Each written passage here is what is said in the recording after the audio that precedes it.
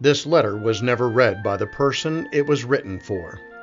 It was never sent, not for lack of desire, I assure you. Cosmic forces denied his receiving and reading this letter that I wrote to him. He died. I wasn't sad hearing the news. It sounds cruel, I know, but it's the truth. When I received an email informing me he only had a short time to live, my first truthful thought was, karma. It's a bitch.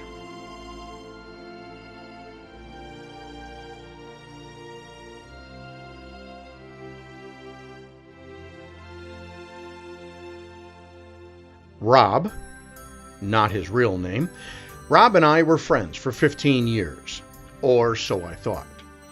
He gave all the outward signs of friendship, broad smiles at inside jokes, pats on the back of brotherhood and camaraderie, emails exchanged sharing stories of sons and family. I invited him to my home. He sat at my table, ate with my children, swam in my pool, took and exchanged photographs, all corroborating what later turned out to be a farce. The joke was on me. I set up his motorcycle, installing foot pegs and comfort accessories that fit like an elegant silk suit.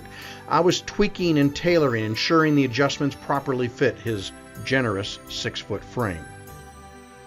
After several failed attempts to win an election on his own, I championed his position as my vice president of an international board of directors.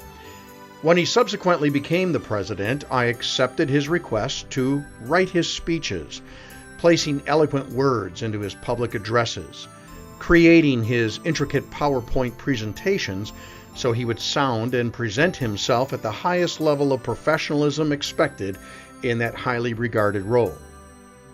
He asked for my help. I gladly assisted and was genuinely happy for his success.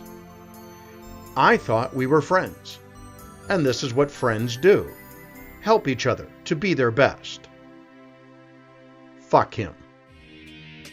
You may find this uncomfortable, harsh, rancor in my tone and word choice. There is no mistaking this for a letter of admiration or eulogy of devotion. There is not the slightest sadness at his passing on my part. He's dead, for God's sake. Why would you think disrespectful thoughts when he can't even defend himself?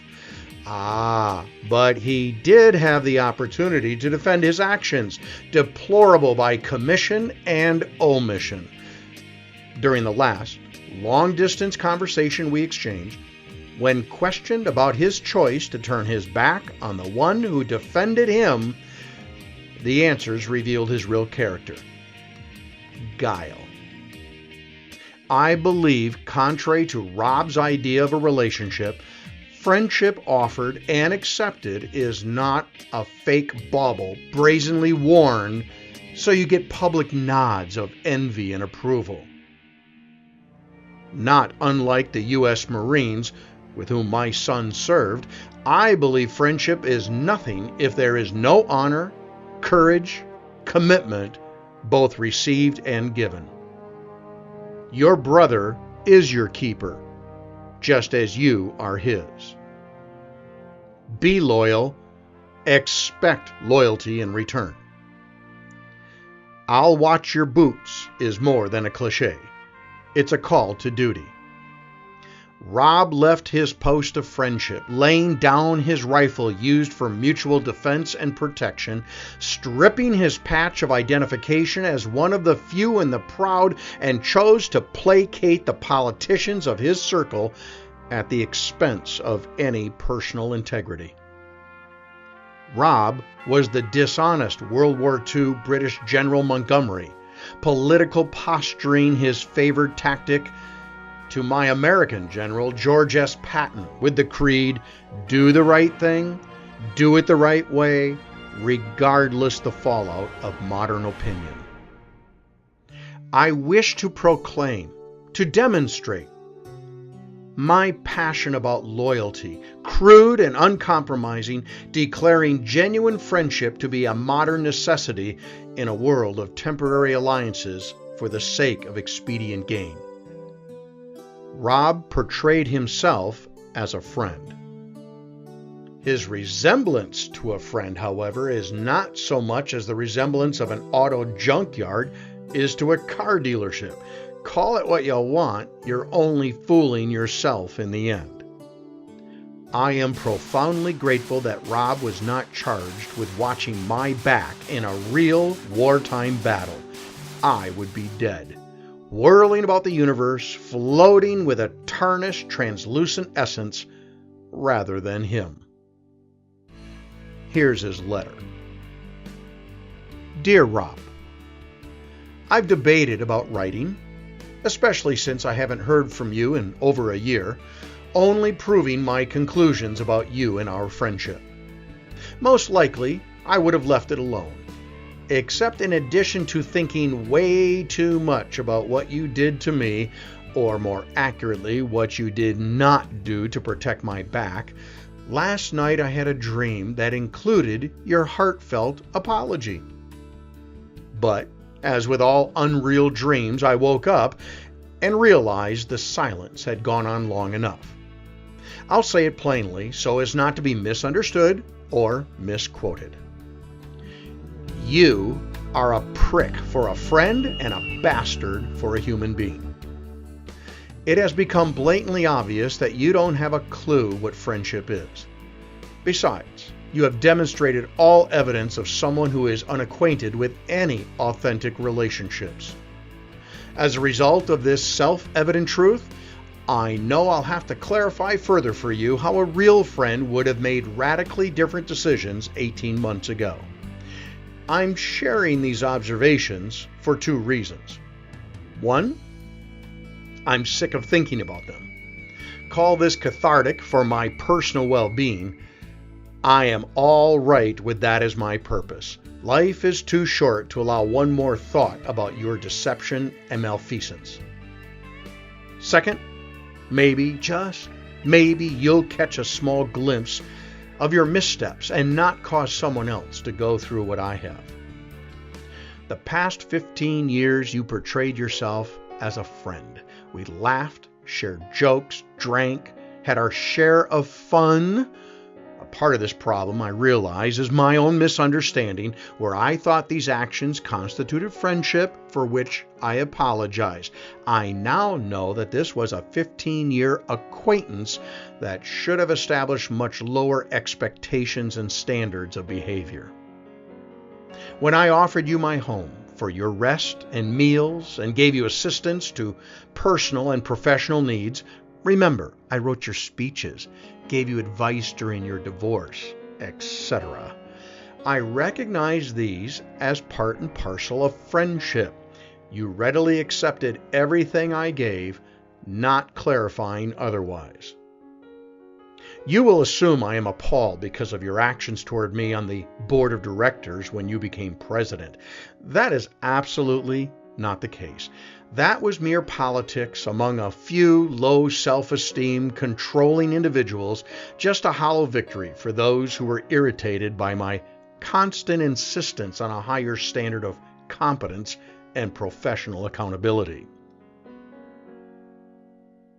What is appalling and makes you a prick for a friend is what you have not done since. Maybe it would be clearer if I lay out what you should have done if you were a genuine friend, a real person who had a modicum of loyalty and integrity. When you heard I was having difficulties, and you admitted you were aware of my circumstances and even complicit in their devastating effect, you heartless fuck. If you had been a true friend, you would have immediately picked up a phone or typed out a quick email and inquired, "What's up? How are you? Are you okay with what's happening?" Unbeknownst to me, you participated in the deceit and cover-up that brought harm to my life, you asshole. You left your friend sucking air on the platform while you climbed aboard the next train heading to safety, well south of the battle zone. What did you do? Nothing. Like a coward who runs for cover, leaving your comrade to dodge the deadly bullets alone, you backtrack to another convenient circle of lackeys, your personal reputation your only concern. I heard your deception helped to preserve an inside track on agendas for the board of directors. Fine. Be a dick. I emailed and asked you to clarify some of your public actions, and your curt reply was, "That's not your concern." Well, fuck you, you fucking shit of a human. For 15 years, I covered your back. I made sure you had my full support. And you? The winds blow and you run like a scared rabbit, covering your tracks so everyone will think you're above the dirtiness that comes with defending your friends, keeping your uniform spotless, above the fray of us ordinary folk. All you had to do is what any real friend would have done. Give a quick shout out, clarify misperceived situations, correct and preserve the history of our friendship. But I see it all now. The fog dissipating from my window on the world, leaving a very clear view. Your relationships have been an outward facade that lacked honor or trustworthiness.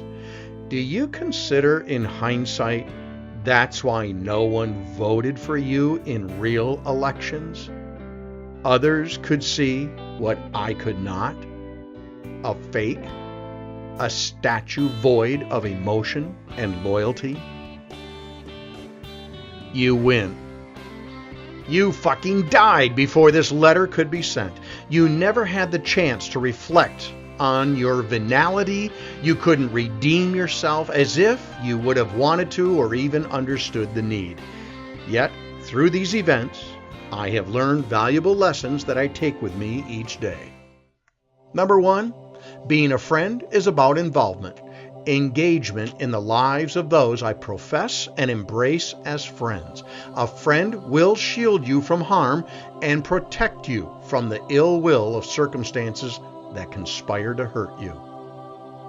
I've learned authentic friendship means remaining loyal to those who stood by you, even as you were once cast down, needing an outstretched hand.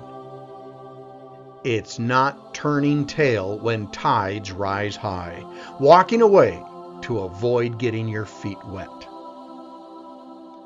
I apologize for believing our friendship was real. My ignorance only set me up for tremendous disappointment and anger. I should have seen you for your true self. Cold, calculating, manipulative to preserve your public persona. My bad. I will never make that mistake again. Good luck in your next existence, wherever that is. I do not hope to cross paths with you. But if I do, I will recognize you for who you are and cross over to the other side with a word of warning to all those who will listen. Be careful of that one. Not everyone who wears white is an angel.